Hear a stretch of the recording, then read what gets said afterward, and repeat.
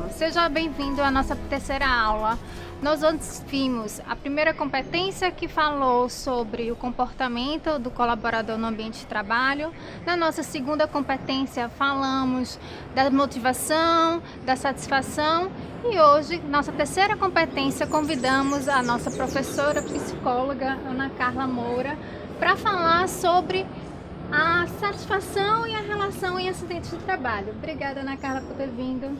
Obrigada também, Cíntia. Um prazer estar com vocês aqui. Que bom. Para começar, eu queria saber qual é a relação da satisfação do trabalhador no ambiente de trabalho, se isso está relacionado à sua saúde. Bom, o trabalho representa na vida da gente uma grande parte do nosso tempo, né? Ele tem um significado muito forte na vida da gente, independente da gente estar numa fase de empregabilidade ou não. O trabalho ele tem um espaço muito grande, ele ocupa um espaço muito grande na vida da gente. Então, que esse trabalho realmente seja prazeroso e que ele seja bom é o ideal, é a busca de todos nós, né?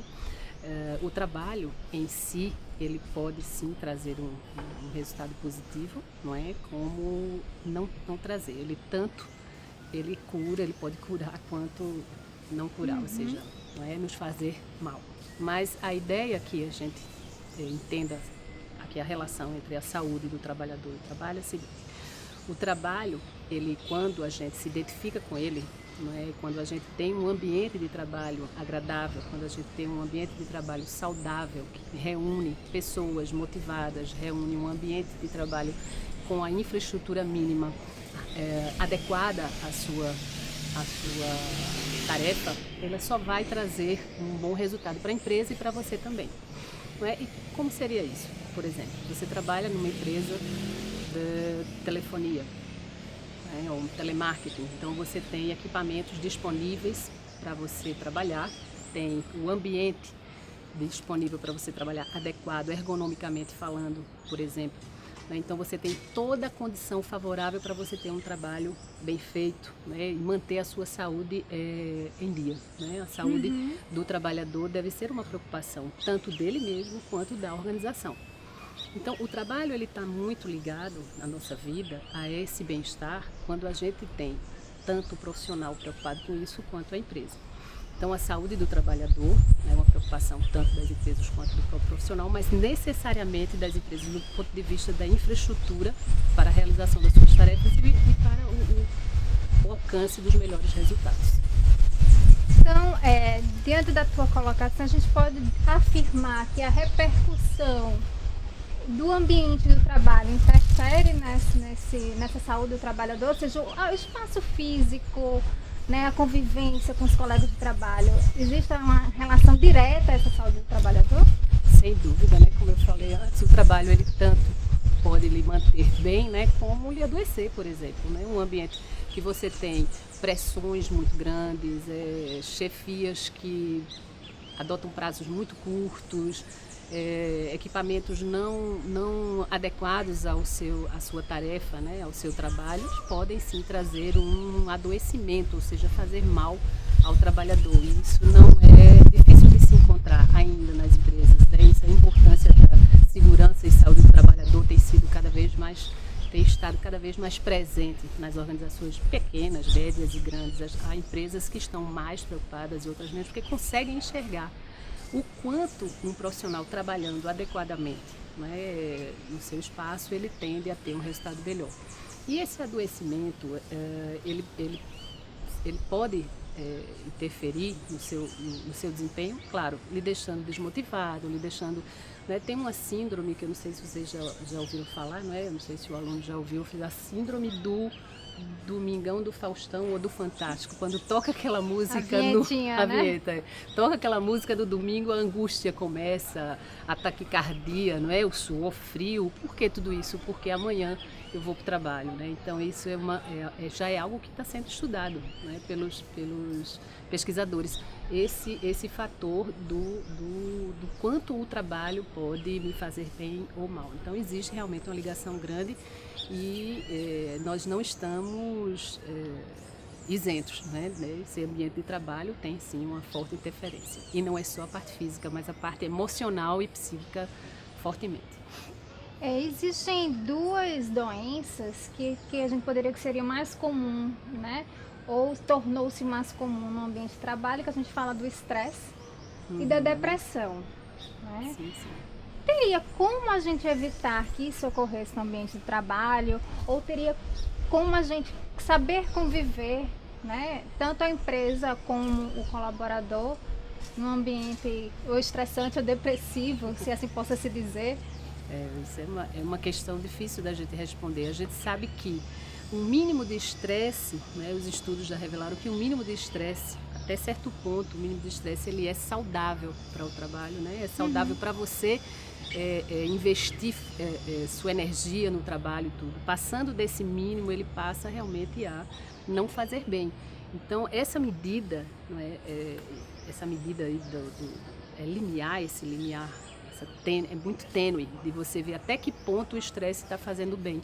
E o estresse no sentido da pressão, porque não há trabalho sem uma pressão mínima, não é? A gente tem prazos, a gente tem, não é, que dar resultado, as organizações elas precisam apresentar, elas têm um objetivo principal que é realmente, pelo menos dentro do sistema capitalista, realmente é o lucro, né? Então ela precisa ter resultado. Então ela vai sim ter uma equipe, né, qualificada, e aí eu acho que o que pode fazer toda a diferença, Cíntia, aí é o seguinte: uma equipe qualificada trabalhando, ela não vai despender tanto esforço, ter tanto estresse para alcançar o resultado, quanto uma equipe que não tenha qualificação para determinada tarefa, ou não tenha o perfil para determinada tarefa, né? Ou minimamente o líder, aquele que responde pelo setor, responde pela área e pelos resultados, ele não tem habilidade para identificar também as competências de seus profissionais trabalhando naquela determinada tarefa. Eu pedi, por exemplo, para,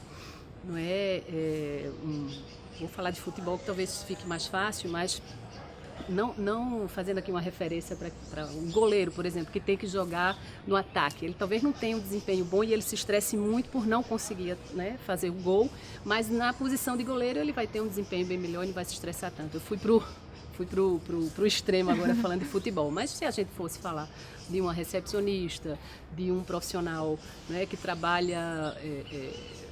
um técnico que trabalha em determinada tarefa, então assim, se ele não tem a competência, ele vai despender um esforço maior e ele vai se estressar muito mais se o líder não estiver preparado e tudo isso realmente. Mas é possível quando a empresa consegue ter, por exemplo, uma área, né, de gestão de pessoas bem estruturada, uma equipe de saúde e segurança estruturada, né, mantendo seus técnicos, seus profissionais de segurança e saúde do trabalhador antenados, pesquisando as boas práticas, entendendo de fato qual a melhor saída para os resultados e que as pessoas não adoeçam tanto, né? Que realmente os índices estão alarmantes, né? O estresse, a depressão, então, porque são transtornos de ansiedade. Isso. Né? A depressão, eu já falei com a história daquela vinheta do domingo, mas não só isso, mas sintomas como distúrbio do sono, né? Você encontra pessoas que não dormem bem, não estão dormindo bem, né? Chegam até a ter sonhos repetitivos, coisas desse tipo.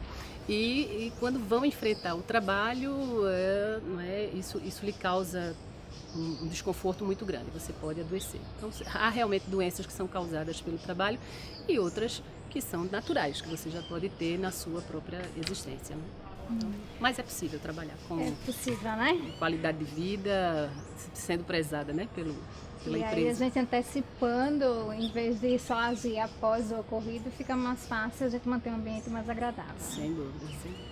E aí você colocou que é o psicológico desse colaborador. E aí eu questiono, qual é a relação desse psicológico com o acidente do trabalho?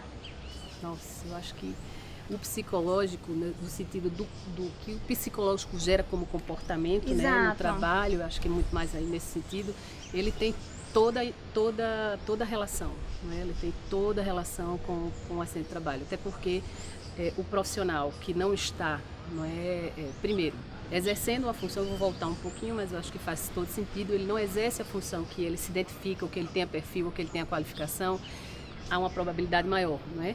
Dele ou ele não se concentrar, ou ele não saber exatamente os equipamentos que deve utilizar para se proteger, né? Ele não está envolvido na tarefa, ele não está fazendo o trabalho, né, com gosto, com o esforço necessário, tudo isso vai ter uma interferência muito grande. E aí quando a gente vai e pensa aqui no psicológico, essas depressões, esses sintomas de ansiedade, todos esses aspectos da natureza, da psique, né? do comportamento, né? Eu estou numa condição insegura, se eu estiver numa condição insegura, eu posso conhecer todas as normas de segurança e tudo, mas não aplicá-las. Então Sim. Aí é que entra, eu acho que o aspecto do treinamento, né? Eu acho que do condicionamento, que é muito forte. Foi ótimo esse seu comentário agora, que me fez lembrar de uma pergunta que eu já estava pensando. Qual é a relevância do treinamento no comportamento de atos inseguros? Se isso está realmente relacionado, ou a gente pode evitar um acidente, ou psicológico, a gente tem como lidar com isso. Enfim, essa relação que a gente não é tão simples, né, desse ser colaborador. Como a gente falava, né, o treinamento propriamente dito, ele vai trazer sim um bom resultado. No entanto, voltando para a questão da competência ou da qualificação do profissional, mais uma vez, interferindo na condição, não na condição, desculpe, mas no ato inseguro. O treinamento por si só, a educação para o trabalho, por exemplo, né, para o trabalho, para a atividade, né, de forma mais segura, para a atividade voltada para a saúde do trabalhador, ela tem toda a relevância no ambiente de trabalho, porque ela vai contribuir para minimizar, né, que o acidente, ou diminuir, ou, de fato, que o acidente não aconteça.